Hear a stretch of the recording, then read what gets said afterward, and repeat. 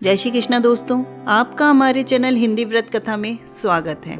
अगर हम राधा जी की बात करें और कृष्ण का जिक्र ना हो तो यह तो संभव ही नहीं है, क्योंकि राधा और कृष्ण हमेशा से एक दूसरे के पूरक रहे हैं और एक ऐसे आत्मिक प्रेम की मिसाल है जो भौतिक सुखों से बहुत परे है।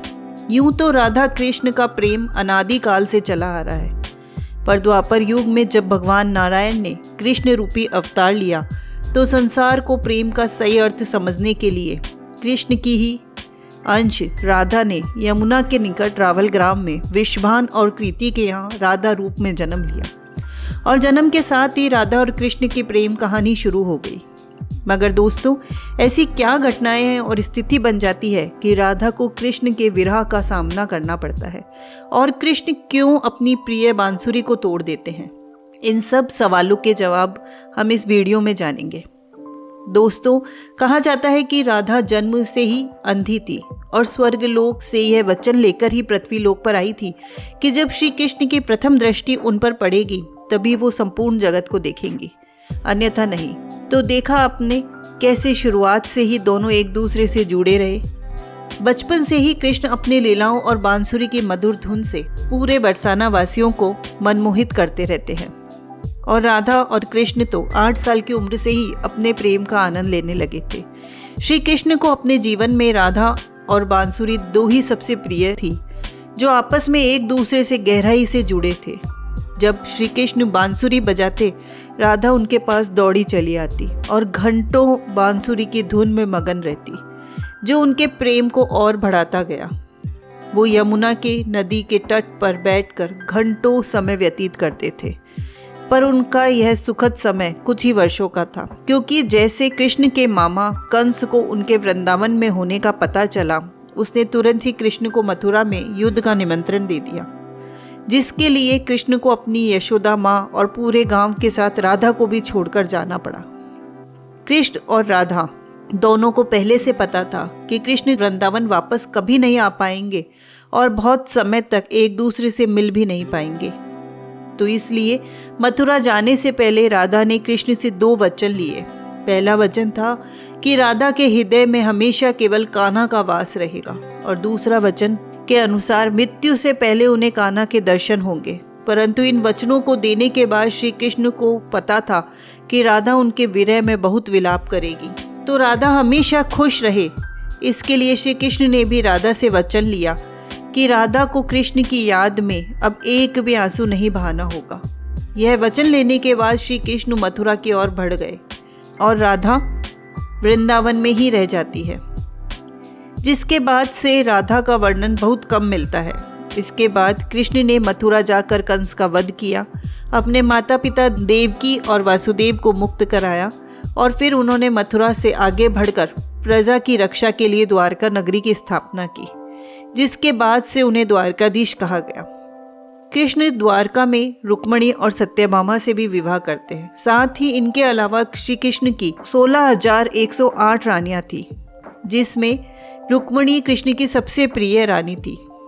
उन्होंने केवल कृष्ण की छवि को देखकर ही उन्हें अपने मन में बसा लिया था और कृष्ण से विवाह के लिए वो अपने भाई रुक्मी के विरुद्ध भी चली गई थी। प्रेम पत्र के माध्यम से कृष्ण को बुलाकर और कृष्ण के साथ भाग गई थी। फिर उन्होंने कृष्ण के साथ द्वारका नगरी में सुखपूर्वक अपना जीवन व्यतीत किया।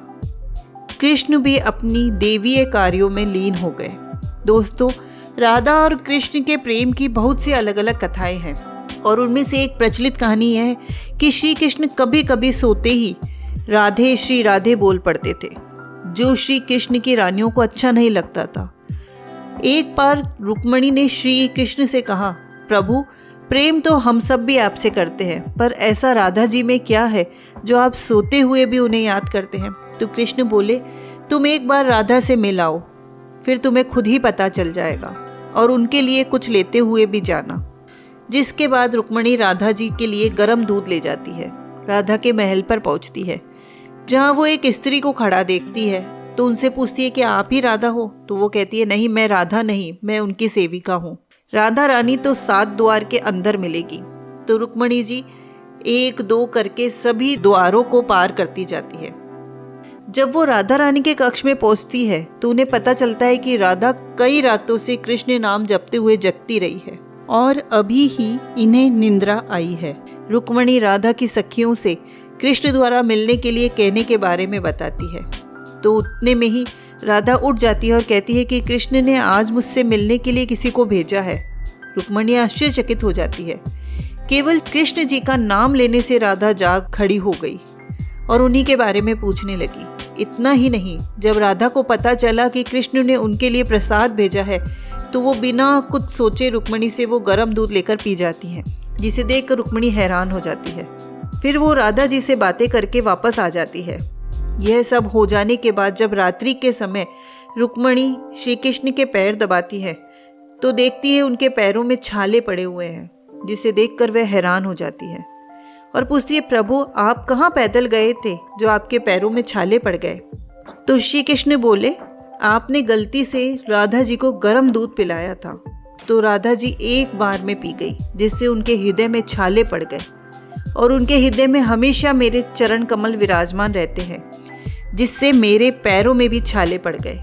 तब फिर रुक्मणी को राधा और कृष्ण के प्रेम की पराकाष्ठा का पता चलता है कि प्रेम शरीर से नहीं आत्मा से होता है, जो हमेशा राधा के हृदय में कृष्ण के चरण कमल के रूप में विराजमान रहता है। राधा भी वृंदावन में कृष्ण की भक्ति के साथ अपना जीवन व्यतीत करने लगती है। कहा जाता है कि यादव पुत्र अभिमन्यु से उनका विवाह भी हो जाता है, परंतु अभिमन्यु को महर्षि दादीच का श्राप था कि अगर वो राधा को छुएंगे तो भस्म हो जाएंगे। इस प्रकार राधा विवाह के बाद भी कृष्ण के प्रेम से स्वतंत्रता पूर्वक जुड़ी रहती है। बहुत वर्षों बाद जब राधा अपना वैवाहिक जीवन बहुत अच्छे से निभा लेती है तो समस्त जिम्मेदारियों से मुक्त हो जाती है। तो फिर वो कृष्ण के पास द्वारका आती है। द्वारका पहुंचने पर राधा और कृष्ण आपस में मौन की अभिव्यक्तियों से घंटों एक दूसरे से बातें करते रहे। कृष्ण के अलावा द्वारका में राधा को कोई भी पहचान नहीं पाया। कृष्ण ने भी उन्हें महल में देविका के रूप में नियुक्त किया, जिससे राधा महल में काम करने के साथ साथ समय मिलने पर कृष्ण की भक्ति और उनसे प्रेम पूर्वक बातें कर सकती थी। परंतु कृष्ण तो अब अपने राज्य पद और अन्य कार्यों में व्यस्त रहते थे। दूसरी ओर राधा अपने पुराने कृष्ण को ही याद करती थी। कृष्ण का पुराने दिनों जैसा साथ न पाकर राधा का मन और अधिक व्याकुल रहने लगा था और उन्हें डर सताने लगा कि कृष्ण की जो मनोहर छवि उनके हृदय में है वो कहीं धूमिल ना हो जाए। इसी डर से राधा ने चुपचाप तरीके से राजभवन और द्वारका नगरी भी छोड़ दी। उसके बाद ऐसे ही कुछ समय बीतने के बाद राधा का अंतिम समय पास आने लगा। तब उन्होंने कृष्ण का स्मरण कर उन्हें अपने वचन की याद दिलाई।